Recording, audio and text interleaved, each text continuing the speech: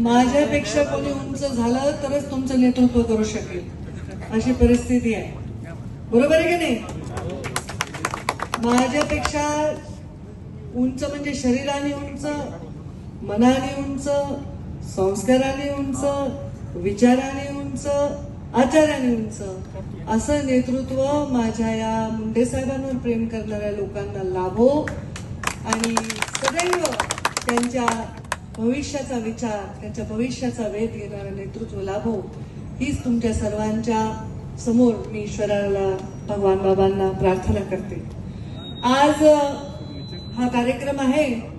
या कार्यक्रमासाठी शिवसेनेचे जिल्हा प्रमुख भाऊसाहेब घुगे यांच्या घरी भेट होती खरं तर. आणि आमचे बंधू आमदार मुंडे साहेबांचे लाडके अर्जुन भाऊ हे मला म्हणले, ताई मी पुढे जाऊन थांबतो. मग मी म्हटलं चला मी येते. या कार्यक्रमाला मंचावर आवर्जून दुसरे आमदार ज्यांनी उडाण भरलेली आहे निवडणुकीमध्ये आणि जिंकलेले आहेत, हिकमतची उडाण. अरे त्यांचं भाषण काय नाही काय माझ्यामुळं? मी बसू का खाली? तुम्ही परत ते माझं लक्षच नाही. मला वाटलं त्यांनी मला बोलवलं म्हणून उठले. आमचे दुसरे उजव्या बाजूला बसले छोटे भाऊ बुलढाण्यातून आलेले आहेत, सिंदखेड राजाचे आमदार मनोज कायंदे, संपर्क प्रमुख पंडित दादा भुतेकर, विष्णुभाऊ पाचफुले शहराचे प्रमुख, भाऊसाहेब घुगे त्यांचा सर्व परिवार आणि समोर उपस्थित असलेले सर्व वडीलधारी मंडळी, माझ्या माता भगिनी आपल्या गच्चीवर पूर्ण भरले तिकडे वाटतं, समोरही उभे आहे. हो ना. आणि एवढा या कार्यक्रमाला जोश असा भरून घोषणा वगैरे देऊन उत्साह वाढवणारे माझे युवा बांधव.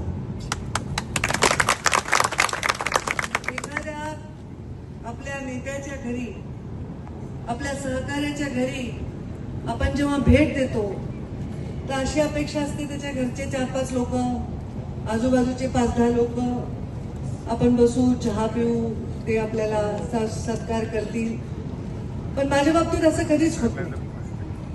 मला कधीच चांगला चहा प्यायला मिळत नाही.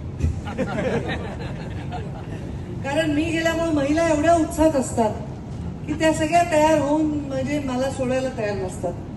मग आता माझं असं ठरलंय की ज्यांच्या घरी मी जाते त्या पुरुषांनी चहा करून पाजवला पाहिजे मला. हा, हे बरं केलं. तर इतकं प्रेम, इतका जल्लोष.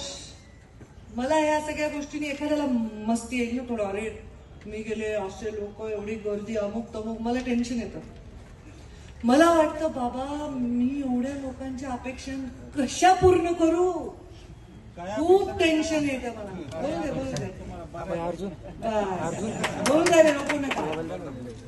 आता मी म्हणायच्या आधीच ते म्हणले मला की ताई आम्हाला काही अपेक्षा नाही, तुम्हाला बघायला भेटलं हीच आमची अपेक्षा. ह्याच्याने मला अजून टेन्शन येतं. कारण दुसऱ्या राजकारण्याकडे काही बाबा काम असेल, बदली असेल, फंड असेल, मला तर नुसतं बघायचीच अपेक्षा आहे. बरं, बघायची अपेक्षा म्हणजे सकाळी 7 वाजता तोंड मी आरशात पाहिल्यावर रात्री 2 वाजेशिवाय बघतही नाही. त्यामुळे आता मी अशीच आहे बघा. हे आता मला बघावं का वाटतं रे तुम्हाला?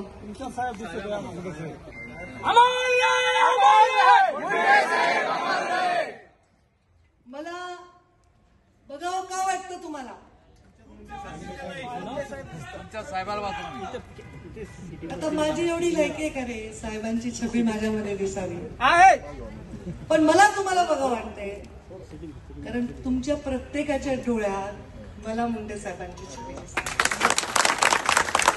मला वाटतं माझं कौतुक मुंडे साहेब करायचे बरं का. त्यांच्यानंतर कोण कौतुक नाही केलं रे माझं, तुम्ही करता.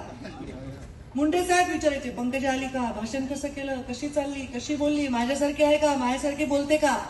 मी सगळं तुमच्यासारखं करते, फक्त खिशातून कंगवा काढून केस नाही मिळतात. सगळं सगळं त्यांना फार हौस यायची. अर्जुन भाऊ कुठे सभा घेतली की तिथल्या कार्यकर्त्याला फोन करायचे, कशी बोलली, काय. काही सगळ्या ठिकाणी लोक म्हणाले साहेब आज तुमचं काही काम नाही, आम्ही ताईंवर भागवतो. सगळे तसे म्हणायचे. एक दिवशी मला म्हणले आता माझं काही काम नाही, म्हणले माझी शेवटची निवडणूक आहे. एकदा म्हणले, दोनदा म्हणले, तीनदा म्हणले. मी बाबा सारखं सारखं असं का म्हणायला तुम्ही शेवटची निवडणूक आहे? तर मला म्हणले ज्या हातात समाज म्हणजे जात नाही बरं का, जात नाही, इथे सगळ्या जाती धर्माचे लोक आहेत. ठीक आहे माझे पाहुणे रावळे असतीलच, आता ज्याचं त्याला प्रेम असतंच आहे, जात नाही ती जात, पण जातीवादी नाही आम्ही, जात नाही समाज म्हणते. ज्या समाज ज्या हातात द्यायचा आहे ते हात तयार झाले. आता मला काही टेन्शन नाही, मी माझा पुढची निवडणूक लढणार नाही, मी रिटायर होणार आहे, मी तुझ्या घरी येऊन राहणार आहे, तू म्हणणार म्हातारा खोकायलाय, मला त्रास झाला, अशी गंमत करायची माझी. आणि मला ती सेवाच करायला नाही मिळाली. साहेबांना जेव्हा लागलं असं आपल्याला कळलं असतं आणि म्हणले असते की मुंडे साहेबांना 2 बाटल्या रक्त पाहिजे, 2 कोटी बाटल्या रक्त तिथे तयार झालं असतं. तर संधीच नाही मिळाली, संधी नाही मिळाली. तेव्हा मी राजकारणात काम करते. बघा राजकारण आहे, राजकारण म्हणजे गढूळ पाण्यात कपडे धुण्यासारखे. त्याच्यात पुन्हा मी त्रुटी फिरवून फिरवून किती फिरवू. आता ठरवून सुपारी असते, लोक बोलतात, आरोप करतात, काहीही बोलतात, येणं न घेणं कशातही आपलं नाव ओढतात. पण मी राजकारणात का आहे हे सगळ्यात त्यांनी ऐकावं. जे खोटं बोलतात, आरोप करतात अशी लोक असतात जगात, त्यांनी ऐकावं. ज्यांचं स्वतःच्या वडिलांवर प्रेम आहे आणि ज्यांनी स्वतःच्या वडिलाला गमावलंय. माझ्या तुमच्या नजरेत जे गोपीनाथ मुंडे मला दिसतात आणि जे मला बघतात ना, ती नजर खाली न जाऊ देण्यासाठी मी राजकारणात. मी नुसती गोपीनाथ मुंडेंची मुलगी म्हणून तुम्ही जमला नाहीत, माझं मत आहे, खरं आहे का खोटं माहित नाही. मी गोपीनाथ मुंडेची मुलगी म्हणून तुम्ही जमला नाहीत. केवळ असते मी गोपीनाथ मुंडेची मुलगी, टाईटच राहिले असते, कपड्याला दाग लागू दिला नसता, कोणाला जवळ उभं राहू दिलं नसतं, कशाला तुम्ही मला नमस्कार घातला असता. खूप असे मोठे मोठे नेते ना, जरुरी नाही की त्यांच्या पुढे परिवाराला लोकांनी स्वीकारले.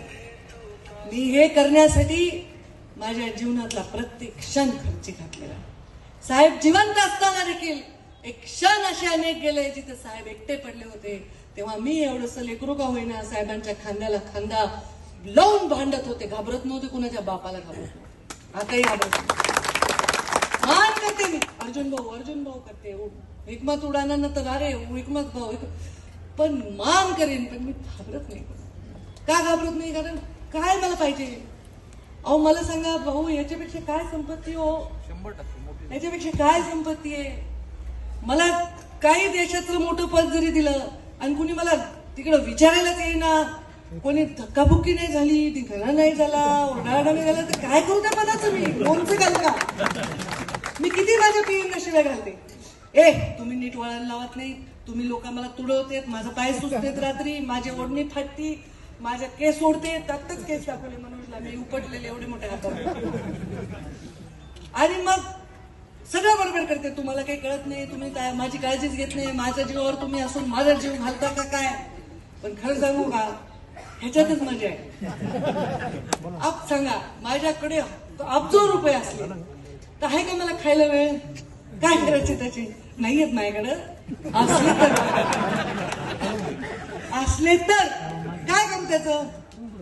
सांगा काय करू शकतो? किती सोनं लॉकर भरून जरी कोणाकडे असलं तर काय करायचं? ते घालून घरात बसलं कुणीच बघणार. काय करायचंय? माझा श्रृंगार, माझा अलंकार, माझे लोक आहेत जे माझ्यावर प्रेम करतात. का आता 45 वर्ष झाले मला पूर्ण. आता तुमची सेवा जेवढे पुढे दिवस देवाने माझ्या कपाळावर लिहिली तेवढी करणार. पण तुम्हाला पोरांना, आपल्या नातवांना सांगावं वाटतंय, हे बघा ही आपली पंकजाताई. मला ज्या घरात मी जाते, छोटी पोरगी असली की ते म्हणतात, ताई हे बघा ही पंकजाताई व्हायची म्हणती. ह्याच्यातच समाधान आहे रे, काय पाहिजे अजून? अगदी चांगली नसते तुम्ही म्हणताल का तिला करा माझ्यासारखं म्हणून? हा तुम्ही म्हणतात का अरे आपल्या पोराने अंडरवर्ल्ड मध्ये गेलं पाहिजे, हा आपल्या पोराने तंबाखू खाल्ली पाहिजे, असं कुणी म्हणते का? कुणालाही वाटते आपले लेकरं चांगले व्हावे. आणि लेकरं चांगले व्हावे हे केवळ कुठल्या सिंहासनावर बसून, कुठल्या खुर्चीवर बसून ते प्रेम येत नसतं. हे माझ्यासाठी महत्वाचं आहे. आता तुमच्या गर्दीचं टेन्शन अजून एक आहे बाबा, मला एवढे डीपीसीचे पत्र मी एवढा नाहीच डीपीसीला. आता मला टेन्शन आलं, पण त्यांनी सांगितलं बघूनच पोट भरते. बघा तुम्ही तर पत्र घेऊच बघू आता कोर कोर भर जितकं वाढता येईल वाढू आम्ही. आमच्या हातात ताट आहे जेवढं वाढता येईल तेवढं वाढू. पण खरं सांगते, जालना जिल्हा, मी सांगते बीड जिल्ह्याचे मी पालकमंत्री होते 5 वर्ष. असं सोयीच्या टोकावर एवढं सुद्धा नाही मावणार असं काहीच झालं नाही जिल्ह्यात. सगळं जिकडे तिकडे छान, कधी नाही काही विषय काही नाही. 5 वर्ष उठत्या लागत होत्या मला नंतर. का तू लोक म्हणायचे ताईंनी मुख्यमंत्री ग्राम सडक योजना केली, ताईंनी पाणी दिलं, ताईंनी जलयुक्त शिवार केलं. मी ज्या दिवशी अर्जुन भाऊ पालकमंत्री झाले त्या दिवशी आमच्या जिल्ह्यामध्ये 5000 टँकर होते. इतका दुष्काळ बीड जिल्ह्यामध्ये होता. आम्ही रेल्वेने पाणी लातूरला आणलं होतं. एवढी परिस्थिती. मी लातूरची पण पालकमंत्री होते. आणि त्या जिल्ह्यामध्ये नंतर कधी टँकर लागलं नाही. इतकं जलसंधारणाचं जलयुक्त शिवारचं काम चाललं. मुंडे साहेबांनी एकदाच मंत्री झाले जीवनात, एकदाच. बरोबर की नाही? अजून लोक म्हणते की अंडरवर्ल्डचा खात्मा करणारा वाघ जर कोणी असेल तर गुन्हा कोणी केला ह्याला महत्व नव्हतं. गुन्हा कसा झाला याला महत्व होतं. का झाला याला महत्व होतं. आता बघा मध्ये कोणतरी ड्रग्जचे काहीतरी केस झाली.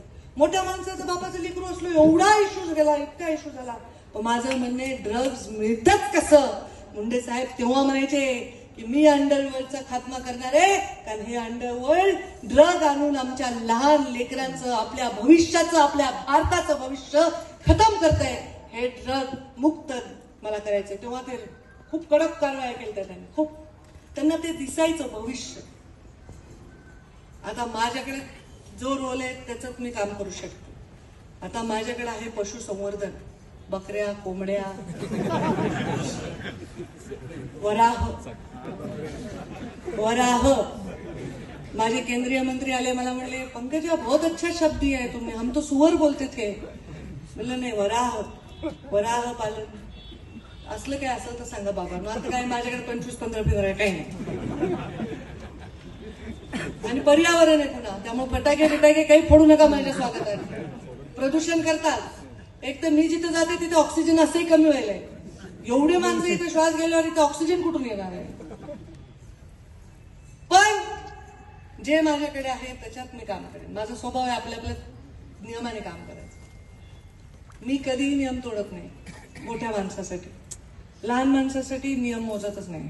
गरीब माणूस आहे, सामान्य माणूस आहे, त्याला नियमाचं काय, कोणी माझ्या टीका करा नाही तर काय करा, कधीच मी त्याच्यावर चिंता करत नाही. त्यामुळे काम करत असताना या जिल्ह्याचा विश्वास ज्या सगळ्यांनी दाखवलाय, मी प्रयत्न करेन. मी म्हणत नाही मी 100% सगळं चांगलंच करेन. मी चांगलंच करेन हो, पण आता चांगलं म्हणणारे पण पाहिजे नाही या जगात. अहो ह्या देशात रामाला सोडलं नाही, कृष्णाला सोडलं नाही. आपण तर साधे माणसं आहेत आणि कलियुग आहे पुन्हा. इथं खोटं बोलणाऱ्यांचीच चालली. त्यामुळे हे चालणार. आपण निश्चल राहायला पाहिजे. आपण बिलकुल विचलित नाही झालं पाहिजे. भले काही प्रसंग येऊ, आपल्या हृदयाला माहिती आहे, आपल्या लोकांच्या नजरेमध्ये आपल्या इज्जत आहे. आपण जे काम करतोय ते काम निश्चलपणे करत राहायचा संस्कार मुंडे साहेबांनी मला दिले.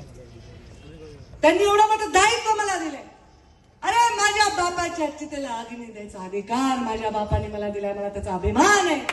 6 मुली झाल्या तरी चितेला अग्नी देण्यासाठी 7व्यांदा मुलगा व्हावा असा नवस बोलणाऱ्या बापापेक्षा माझा बाप कितीतरी श्रेष्ठ. मला त्याचा अभिमान.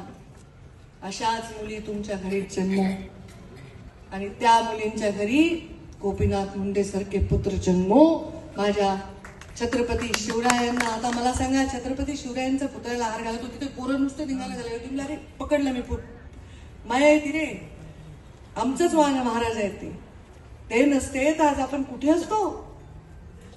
16 वर्षाच्या लेकरांनी इतिहास घडवला नसता तर आज आपल्या राज्याचं काय झालं असतं. छत्रपती शिवरायांना ये बेटा तुला खाऊ पिऊ घालते असं जिजाऊ म्हणत बसल्या असत्या, हातात तलवार दिली नसती तर आपलं काय झालं असतं. छत्रपती शिवरायांना पराक्रम देणारी त्यांची माता आहे. आणि नुसती माता नाही, शिवरायांची लेक पण कमी पराक्रमी नव्हती. अरे जेव्हा शंभूराजे छत्रपती शिवराय मोहिमेवर जायचे तर या सगळ्या महिला गड सांभाळायच्या, गड राखायच्या, राज्य कारभार उत्कृष्टपणे चालवायच्या. माझ्या पुण्यश्लोक अहिल्यादेवी आदर्श काम त्यांनी केलं. किती दुःख, किती यातना भोगल्या, पण कधीही न्यायाची बाजू सोडली नाही. म्हणायचे आणि अहिल्यादेवी सारखा न्याय कोणी करू शकत नाही. माझ्या सावित्रीबाई फुलेंनी शेणाचे चिखलाचे गोळे अंगावर खाल्ले, पण स्त्री शिक्षणाचा वसा घेतला म्हणून तुमच्या समोर मी आज उभी राहून भाषण करायले. माझ्या रमाईने त्याग केला म्हणून या देशाला संविधान देणारे बाबासाहेब आंबेडकर खरले. प्रत्येक महापुरुषाच्या मागे स्त्रीचा त्याग आहे, प्रत्येक महापुरुषाच्या मागे स्त्रीचे संस्कार आहे. मग काय, जर महापुरुषाच्या मागेच राहायचं का स्त्रीने, पुढे जावं कधी? आता आम्ही विचार केला, आम्हीच करतो ते महापुरुषाचं काम. आता त्यामुळे ते काम करण्यासाठी मी जीवनात निघालेली आहे. तुम्हा सर्वांच्या आशा पूर्ण करावं एवढं माझं वैभव नाही, एवढं मोठेपण नाही माझ्या हातात, एवढी शक्ती आहे का नाही मला माहित नाही, पण तुमचा अपेक्षा भंग नाही होणार एवढा प्रयत्न मी नक्कीच करीन. भाऊसाहेब, तुम्ही माझं स्वागत केलं, बहिणीला साडी नेसवली, ओटी भरली. आज गणेश जयंती आहे, गणपती दिला मला. सुख हरता दुःख हरता विघ्न हरता गणपती. हे गणेशा, तुझ्या चरणी मी प्रार्थना करते, तू सुख दे माझ्या लोकांना. सुख म्हणजे काय? किलोभर तुम्हाला सोनं आणून देणं सुख नाहीये. तुमच्याकडे असणाऱ्या छटाकभर सोन्यातच आनंद मानणं हे सुख आहे. नाही तर किती दिलं तरी संपत्ती कमीच आहे ना, आहे त्याच्यात आनंद मानणं सुख आहे. सुखी कर, दुःख हर, या समाजातलं दुःख हर. जाती पातीच्या या सगळ्या भिंती मोडून लोकांना एकमेकांच्या गळाभेटी करू दे, लोकांना एकमेकांच्या हातात हात घेऊन फिरू दे, लोकांना एकमेकांना मानवतेच्या दृष्टीने बघू दे. हेच प्रार्थना गणेशाच्या चरणी करते. आणि विघ्न तुमच्यावर जर काही येणार असेल तर ये ईश्वरा, हे विघ्न माझ्यावर आणलंच तरी चालेल, पण माझ्या गरीब समाजाच्या माणसावर विघ्न आणू देऊ नये. हीच मी ईश्वराच्या चरणी प्रार्थना करते. सतत नामस्मरण करते, देवपूजा करते. माझ्या जिभेवर ज्याच्यातून ईश्वराचं नाव मी घेते त्या जिभेतून मी कधीही खोटं बोलणार नाही. जे जमते ते हो म्हणेन, नाही जमते ते नाही म्हणेन. तुम्हाला माहिती, ज्यांच्या आयांनी नाही म्हणलं ना ते मुलं मोठे झाले. आयांनी ज्या मुलाचे फाजील लाड केले ते मुलं वाया जातात. मी तुमची आई आहे, म्हाताऱ्या माणसांची बरं आई बरं का. छत्रपती शिवरायांना शिस्त लावली जिजाऊनी, शिवबा तलवार घे, लावली ना. आणि नुसती शिवरायांनी लावली, नातूही सांभाळला. नातवाला पण प्रेम दिलं बापाचं, आईचं. अहिल्यादेवींनी तर हत्तीच्या पायाखाली देईन जर कोणी मायलेकडे नळाकडे नजर. शिस्तेवरच सगळे भिस्त आहे बाबांनो. त्यामुळे तुम्हा सर्वांना मी कधी ते प्रेम द्यायचा प्रयत्न करीन, कधीही तुम्हाला चार गोष्टी नाही म्हणीन, पण खरं बोलीन. एखादी जमलं तर जीवापार प्रयत्न करीन, नाही जमलं तर पाठीवर हात फिरून बाबा नाच सोड, दुसरं काहीतरी करू. नाही तर लोक डिप्रेशन मध्ये जातात. हो, वेडे होऊन जातात लोक. तसं नाही करायला पाहिजे. या तरुण पिढीला फार घाई लागते प्रत्येक गोष्टी आत्ताच मिळायला पाहिजे. बरं, त्यांना चवही राहत नाही दुसऱ्या दिवशीच. आज आणली गाडी 10 लाखाची, दुसऱ्या दिवशी बोर व्हायला. नवीन आली मार्केटमध्ये, रोज मार्केटमध्ये नवीन वस्तू आल्यात ना. हे जग वेगळं आहे. आमच्या काळात वेगळं होतं. हाऊस वाटायची दिवाळीची, बाबा कपडे आणणारे, आम्हाला मिठाई मिळणारे.